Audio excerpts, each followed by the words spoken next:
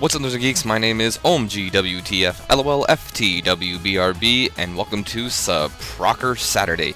If you are unfamiliar with what Suprcoker Saturday is, well, it is one of the days of the week that I choose to play really any game that I want, such as the ongoing series we've been doing for quite a long time now, the arcade playthroughs of Ultimate Marvel vs. Capcom 3.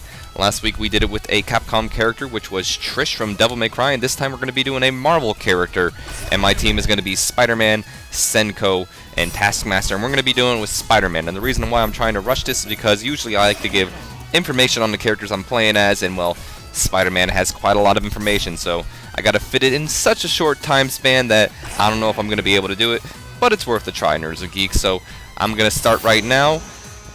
We're about there. As always, though, I do play with no time on. Anyway, let's start this off. Spider-Man is a fictional character, a comic book superhero who appears in comic books published by Marvel Comics. He was created by writer/editor Stan Lee and writer/artist Steve Ditko. He first appeared in the Amazing Fantasy number 15, August 1962. Lee and Ditko conceived the character as an orphan being raised by his Aunt May and Uncle Ben, and as a teenager having to deal with normal struggles of adolescence in addition to those of a consumed crime fighter. Spider-Man creators gave him super strength and agility, the ability to cling to most surfaces, shoot spiderwebs using wrist-mounted devices of his own invention, which he called web shooters, and react to danger quickly with his spider sense, enabling him to combat his foes. When Spider-Man first appeared in the early 1960s, teenagers in superhero comic books were usually related to the roles of sidekick to the protagonist. The Spider-Man series broke ground by featuring Peter Parker, a teenage high school student and person behind Spider-Man's secret identity, whose self-obsessions with rejection, inadequacy, and loneliness young readers could relate to. Unlike previous teen heroes such as Bucky and Robin, Spider-Man did not benefit from the protege of an adult superhero mentors like Captain America and Batman, and thus had to learn for himself that with great power there must also come great responsibility. A line included in a text box in the final panel of the first Spider-Man story, but later retroactively attributed to his guardian, the late Uncle Ben.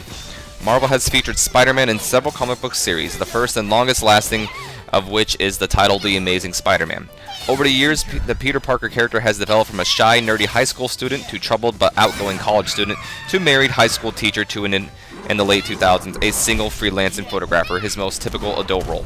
As of 2011, he is additionally a member of the Avengers and the Fantastic Four, Marvel's flagship superhero team. In the comics, Spider-Man is often referred to as Spidey, Web-Slinger, Wall-Crawler, or Webhead. Spider-Man is one of the most popular, commercially successful superheroes. As Marvel's flagship character and the company mascot, he has appeared in many forms of media, including several animated and live-action television shows, syndicated newspaper comic strips, and a series of films starring Tobey Maguire as the friendly neighborhood hero in the first three movies. Andrew Garfield has taken over the role of Spider-Man in a reboot of films. Reve Carney stars as Spider-Man in 2010 Broadway musical Spider-Man Turn Out the Dark. Spider-Man placed third on IGN's Top 100 Comic Book Heroes of All Time in 2011. In 1962, with the success of the Fantastic Four, Marvel comic editor and head writer Stan Lee was casting about for a new superhero idea. He said the idea for Spider-Man arose from a surge of teenage demand for comic books and the desire to create a character with whom teens could identify. In his autobiography, Lee cites the non-superhuman pulp magazine crime fighter The Spider, see also The Spider's Web and The Spider Returns, as a great influence.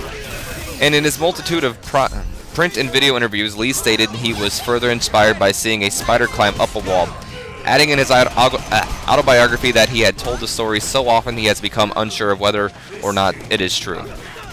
Looking back on the creation of Spider-Man in 1990s, Marvel editor-in-chief Tom DeFalco stated he did not believe that Spider-Man would have been given a chance in today's comics world, where new characters are vetted with test audience and marketers. At the time, however, Lee had to get only the consent of Marvel publisher Martin Goodman for the character's approval. In 1986, Lee described in detail his arguments and to overcome Goodman's objections. Goodman eventually agreed to let Lee try out Spider-Man in the upcoming final issue of the canceled science fiction and supernatural anthology series Amazing Adult Fantasy, which was renamed Amazing Fantasy for that single issue, number 15, August 1962. Comic historian Greg Thikiston says that Lee, after receiving Goodman's approval for the name Spider-Man in the ordinary teen concept approach artist Jack Kirby. Kirby told Lee about an unpublished character on which he collaborated with Joe Simon in the 1950s, in which an orphan boy living with an old couple finds a magic ring that granted him superhuman powers. Lee and Kirby immediately sat down for a story conference, and Lee afterward directed Kirby to flesh out the character and draw some pages. Steve Ditko would be the inker. When Kirby showed Lee the first 6 pages, Lee recalled, "I hated the way he was doing it. Not that he did it badly. It just wasn't the character I wanted. It was too heroic." Lee turned to Ditko, who developed a visual style Lee found satisfactory. Ditko recalled, "One of the first things I did to work up a costume, a vital visual part of the character, I had to know how he looked. Before I did any breakdowns, for example, a clinching power so he wouldn't have hard shoes or boots, a hidden wrist shooter versus a web gun and a holster, etc. I wasn't sure Stan would like the idea of covering the character's face, but I did it because it hid an obvious boyish face. It would also add a mystery to the character." Although the interior artwork was Ditko's alone, Lee rejected Ditko's cover art and commissioned Kirby to pencil the cover that Ditko inked.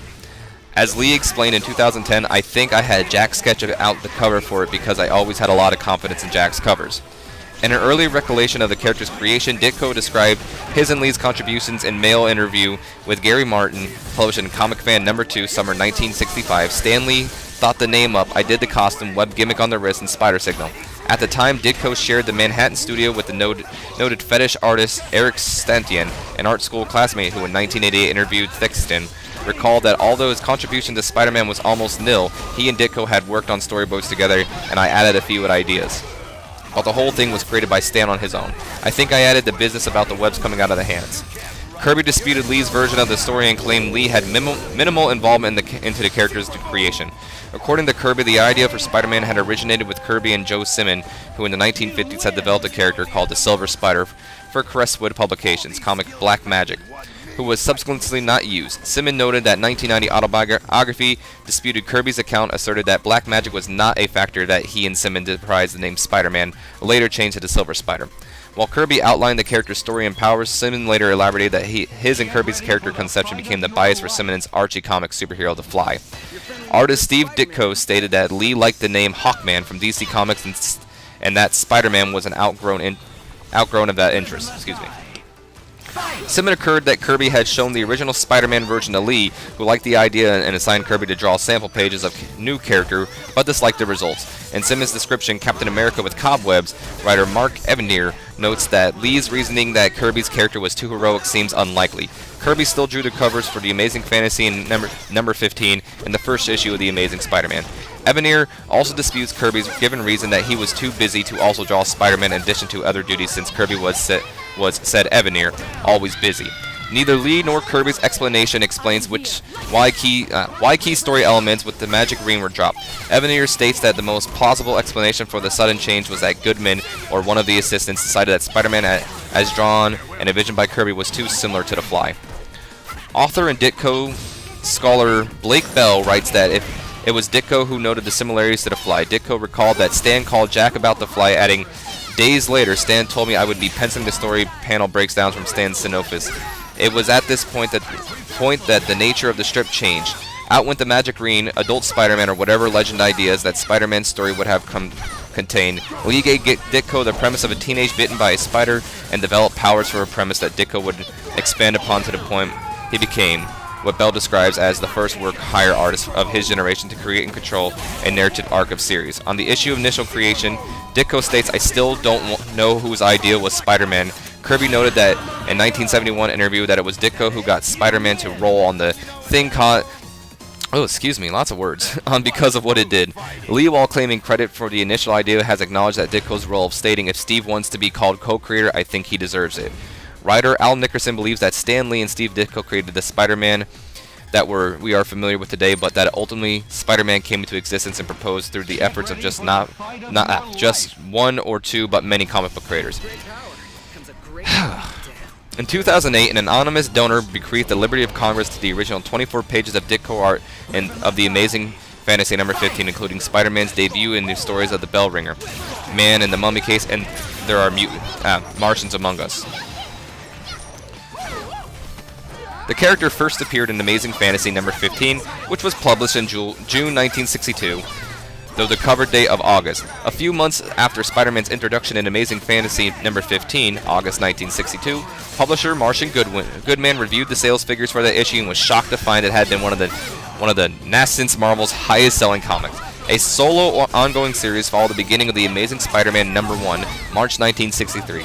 The title eventually became Marvel's top-selling series, with the character swiftly becoming a cultural icon. In 1965, Esquire poll of college campuses found the college students ranked Spider-Man and fellow Marvel hero the Hulk alongside Bob Dylan and Che Guevara as their favorite revolutionary icons. One interviewee selected Spider-Man because he was best by woes, money problems, and the questions of existence. In short, he is one of us. Following Ditko's departure after series issue number 38, July 1966, John Romita Sr. replaced him as a penciler and would draw the series for the next several years. In 1968, Romita would also draw the character's extra-length stories in the comic magazine The Spectacular Spider-Man and photographic novel designed to appeal to older readers. It only lasted for 2 issues, but it represented the first Spider-Man spin-off publication, aside from the ongoing series Summer Annuals that began in 1964.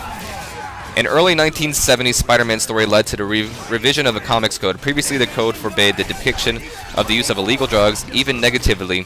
However, in 1970, the Nixon administration and Department of Health, Education, and Welfare asked Stan Lee to publish an anti-drug message in one of Marvel's top-selling titles.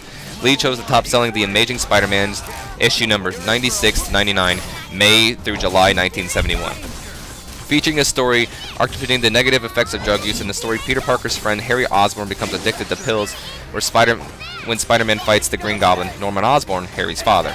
Spider-Man defeats the Green Goblin by revealing Harry's drug addiction. While the story had a clear anti-drug message, the Comic Code Authority refused to issue the seal of approval. Marvel nevertheless published the 3 issues without the Comic Code's authority approval or seal. The issues sold well that the industry's self-censorship was undercut, and the code was subsequently revised. In 1972, a second monthly ongoing series starring Spider-Man began Marvel Team Up, in which Spider-Man was paired with other superheroes and villains. From that point on, there had generally been at least 2 ongoing Spider-Man series at any time. 1976, his second solo series, Peter Parker: The Spectacular Spider-Man, began running parallel to the main series. A third series featuring Spider-Man, titled in 1990, the Adjectiveless. I don't know how to say that. Spider-Man with the storyline Torment, written down and drawn on a popular artist, Todd McFarlane, debuted with several different covers, all with the same interior content. The various versions of combined sold over 3 million copies, an industry record at the time. Several limited series one-shots and loosely related comics have also been published, and Spider-Man makes frequent cameos and guest appearances in other comic series. In the 1996, the sensational Spider-Man was created to replace Web of Spider-Man. Excuse me. In 1998, writer-artist John Byrne revamped the origin of Spider-Man in the 13 issues limited series Spider-Man Chapter 1, December 1998 and October 1999. Similar to Byrne's adding details and some revisions to Superman's origin in the DC Comics, The Man of Steel, at the same time, the original The Amazing Spider-Man was ended with issue number 441, November 1998, and The Amazing Spider-Man was restarted with Volume 2, Number 1, January 1999. In 2003, Marvel reintroduced the original numbering for The Amazing Spider-Man, and what would have been volume number 2, number 59, became issue number 500, December 2003. When the primary series, The Amazing Spider-Man, reached issue number 545, December 2007, Marvel dropped its spin-off ongoing series instead of began publishing The Amazing Spider-Man 3 times monthly, beginning with number 546 through 549, all in January 2008.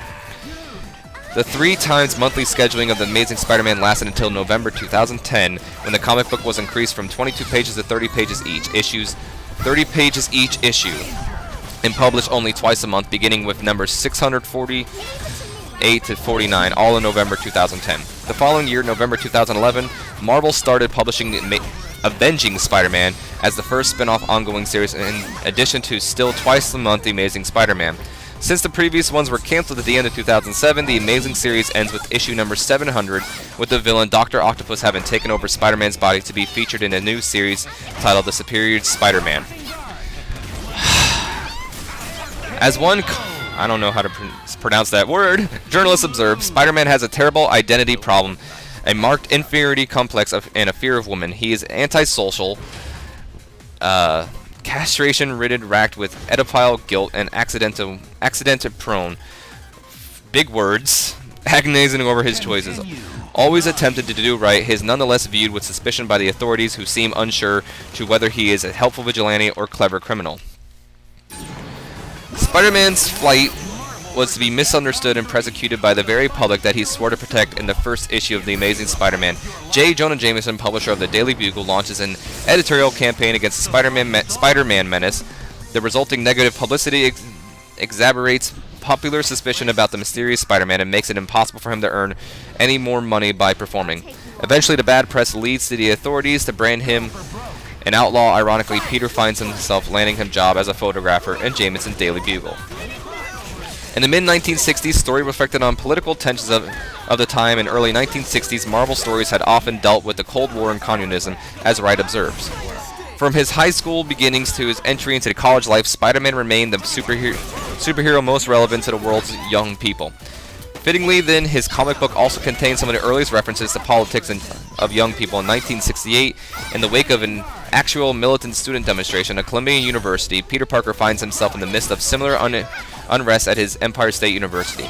Peter had rekindled his supernatural sympathy for his students with an assumed obligation to combat lawlessness. As Spider-Man, as a law-upholding liberal, he finds himself caught between militant lifestyle, I don't know how to pronounce that word, and angry conservatives.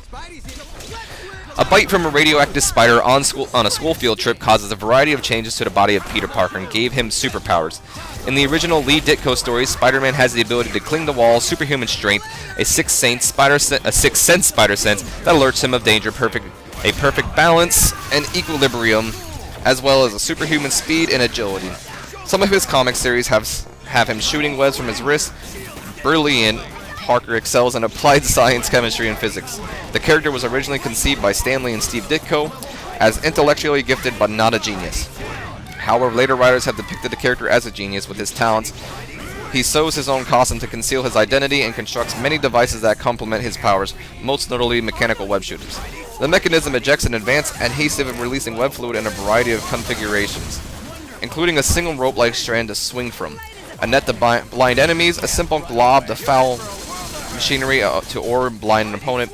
He can also weave the web material into its simple forms like a shield, a spherical protection of a hemispherical barrier, a club, or hang glider wing.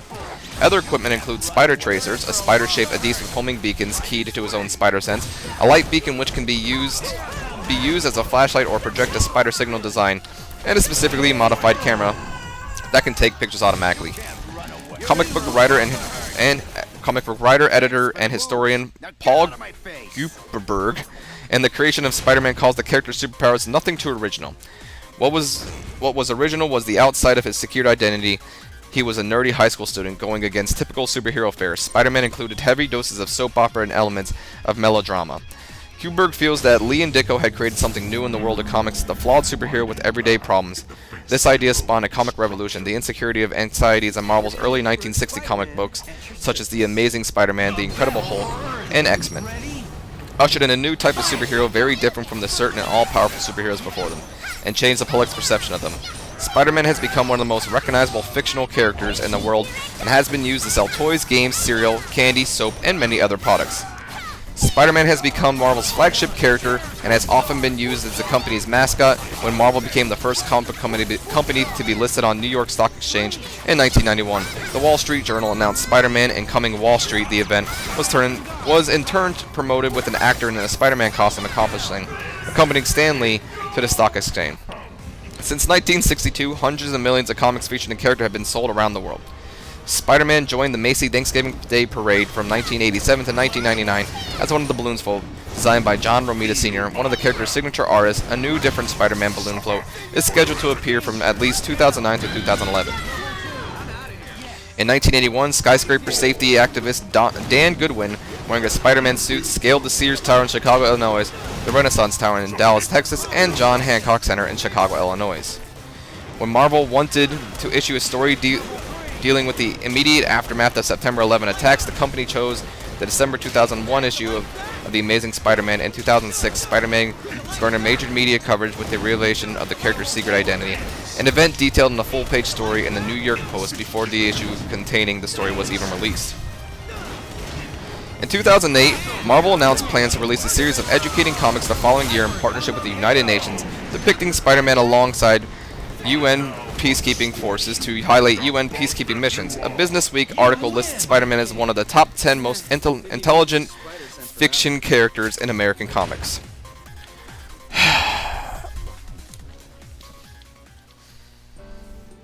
I'm actually waiting for the ending right now.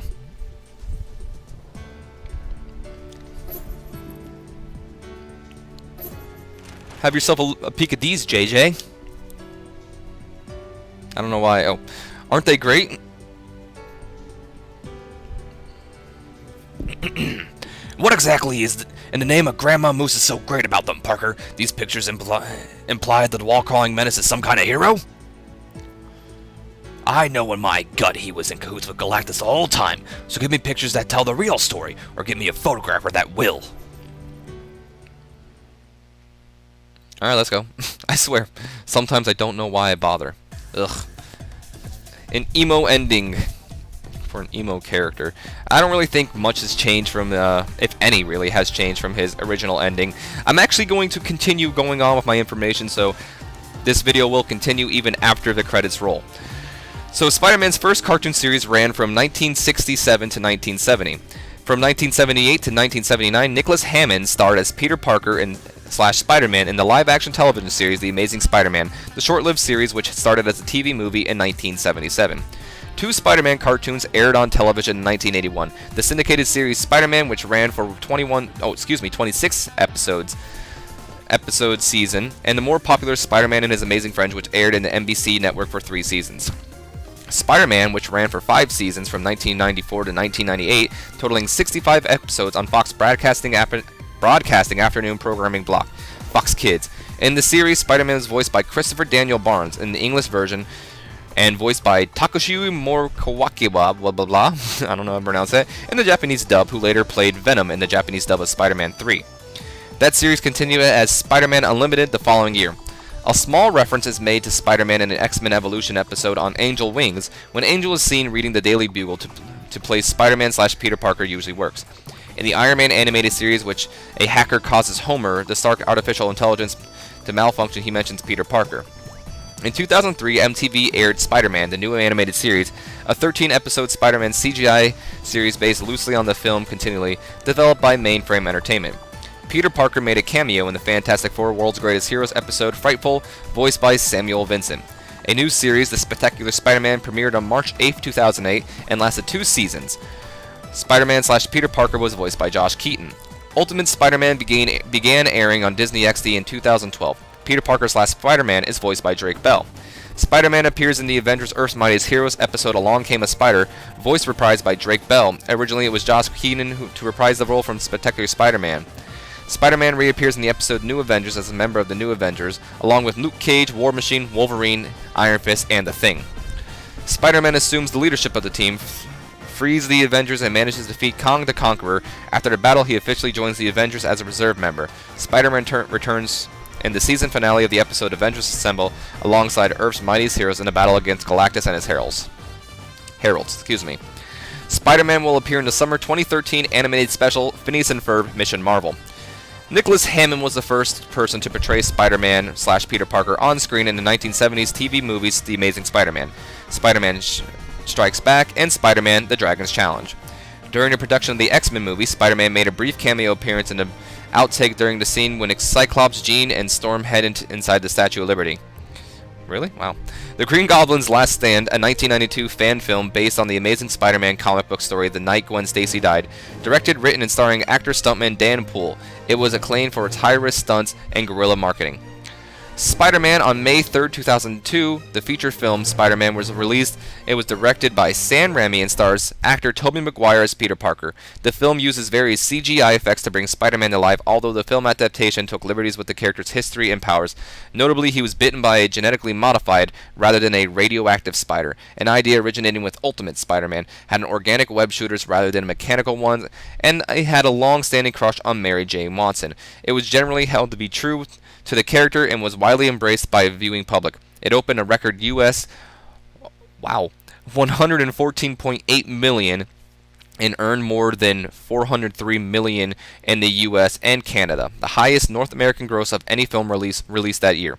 Though surpassed internationally, see 2002 film. The villain of the film was the Green Goblin, portrayed by William Dafoe. Spider-Man 2 was 2004's second most financially successful movie in North America and third internationally. See 2002 for in film. I should stop reading those. It premiered in more North American movie theaters, 4,152, than blah blah blah, than in any previous movie. Its original opening day was July 2nd, 2004, but it was moved to June 30th, 2004. Its first day grossed 40.5 million, surpassing its predecessor's 39.4 million record. Spider-Man 2 was also the first motion picture released in Sony Universal Media disc format for the PlayStation Portable. Included free with the first 1 million PSP systems released in the United States. The villain of the film was Dr. Octopus, and was It was portrayed by Alfred Molina. Spider-Man 3 began production in 2005 under the director Raimi. The studio released the film on May 4, 2007, on a budget reported to be more than $250 million. The film features three villains: the Sandman/Flint Marko, portrayed by Thomas Hayden Church, the New Goblin/Harry Osborn, portrayed by James Franco, and Venom/Eddie Brock, portrayed by Topher Grace. Bryce Dallas Howard plays Gwen Stacy. The plot centers on Peter's and MJ's relationship problems, which are exacerbated by the arrival on the alien symbiote that takes over Spider-Man's costume, and despite enhancing his powers, also amplifies his anger, arrogance, and other negative personality traits. Despite mixed reviews by critics, Spider-Man 3 opened to a record-breaking sales of 59 million on its first day. The Amazing Spider-Man began production in December 2002 and was directed by Mark Webb from a screenplay by James Vanderbilt, Alvin Sargent, and Steve Gloves. Avi Arquette and Lauren Sinsky produced the 3D film, released on July 3, 2012. Andrew Garfield is playing the role of Peter Parker. The film features the villain Dr. Kurt Connor/the Lizard, who was played by Rhys Ifan, and the love interest Gwen Stacy, who had previously been played in Spider-Man 3 by Bryce Dallas Howard, was played by Emma Stone. A sequel, The Amazing Spider-Man 2, was announced in August 2012. Garfield, Stone, Field, and Sheen all reprised their roles, with Jamie Foxx, Shailene Woodley, Diane Daheen, Paul Giamatti, Colm Feore, Felicity Jones, and Chris Cooper joining the cast. Production began in February 2013 for a May 2nd, 2014 release date. There have been tons of novels, and he even had a radio series. At the Bolton's Family Entertainment Resort in the UK, a musical called Spider-Man Onstage played in 1999. The show contained music by Henry Marsh and Phil Pickett, and a book and lyrics by David H. Bell. The original cast album and various records runs 44 minutes. In 2002, the company 2MA produced the first live-action Spider-Man stunt show, staged in Jeddah, Saudi Arabia. The same show played at Thorpe Park in Surrey, England in 2003 and 2004. Spider-Man has also made stage appearances in Phantom and Briggingham Hippodrome Theatre and Churchill Theatre, Bromley, UK. In 2003, a similar stage show called Spider-Man Live toured America. At Universal Studios Hollywood in Los Angeles, California, a musical stage version loosely based on the 2002 live-action film titled Spider-Man Rocks was produced, combined singing and action stunt sequences. The attraction ran from May 2002 to August 2004, when it was replaced by Fear Factor Live. A Broadway musical titled Spider-Man Turn Off the Dark opened in Foxwood Theater in New York June 14, 2011. The show is directed by Julia Thaymore and features music by Bono, The Edge. The production stars Rivi Carney, Jennifer Damanio, TV Carpio, and Patrick Page. The much in-news troubled musical is the most expensive piece of live theater to date and features high-flying action sequences and stunts. It holds the record for the most preview performances, with over 180 before its opening. Now we're going to go into Spider-Man's things in this game. His pre-fight dialogues and intros. When he starts off against Beautiful Joe, he says, "Aw, ain't you just the cutest little thing? Ryu, you got a black belt and stupid if you think you're going to beat me. Taskmaster, huh, you kissed your mother with that face? Jeez. Wesker, my slime ball sense is tingling. Firebrand, so any relation to JJ? Ghost Riders, if it's souls you're looking for, there's a guy named JJ Jonah I'd like you to meet. And Doctor Strange, time for a butt-whooping supreme." His call names is basically what he calls people in to take his place, I guess. For Magneto, he calls him Maggie. Wolverine is Wolvie. Iron Man is Shellhead. Wesker is Albert, Doctor Doom is Doomsy, Hulk is Hulkster, Taskmaster is Tasky, Captain America is Cap, Deadpool, and this is only when randomly, it happens randomly, is Mr. Wilson. Phoenix Wright is, and Phoenix Wright is Mr. Wright. So his victory pose quote is, which is like the little animated thing at the end when he poses after he wins. When he defeats Beautiful Joe, he says, "Sorry, little guy, beating you up is like stepping on a kitten. Ryu, I must admit, beating the living snot out of you was a great honor. Taskmaster, gonna be hard to copy that butt kicking. Wesker, you've got great power, Albert, but you're not very responsible with it. Firebrand, you know, you sort of look like the guy who ruined my marriage. Ghost Rider, vengeance has been..." How do you do that? He must say it in Ghost Rider's voice.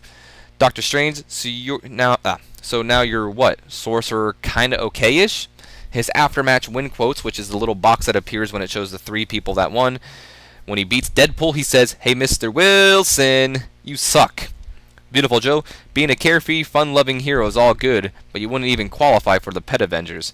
When he beats himself, what was that, a clone? Was that a clone me or a scroll me I just beat? I can never tell the difference. Felicia, what is it with me and Catwoman named Felicia? Jeez, that's a little obvious reference to Black Cat, whose name is Felicia Hardy. When he beats Doctor Strange, jeez, next time maybe you should cast a spell that makes you not suck. Frank West, sorry your camera broke in fight. Guess someone else will have to get the pics at a bugle. His assist quote, so when he's calling for help, he says a little help, and when he finishes assisting his partner, he says, "I'm out of here." His defeat quotes, when he gets beat with a light attack, he says, "I let everyone down," and when he loses by time over, he says, "Oh, there is never enough time." When he comes in and replaces fallen allies, when there's 1 ally remaining, he says, "Spidey's here," and when he has no allies remaining, he says, "Oh man." And his taunts, he says, "Does what a spider can, do your job, dude you suck," and suck is written in the bubble speech with 6 U's, I believe, and then he says, "Loser." And also he is voiced by Josh Keaton in both Ultimate Marvel vs. Capcom 3 and the original vanilla Marvel vs. Capcom 3. But Nerds and Geeks, even though this has gone on for long enough and I've never done this before, this is actually the end of this week's arcade playthrough of Spider-Man. I do hope you have enjoyed it, and I'm sorry if I went on long enough and you guys was just kind of, okay, I don't want to hear all this information. If you do want to know more information about Spider-Man, I got all my info on Wikipedia.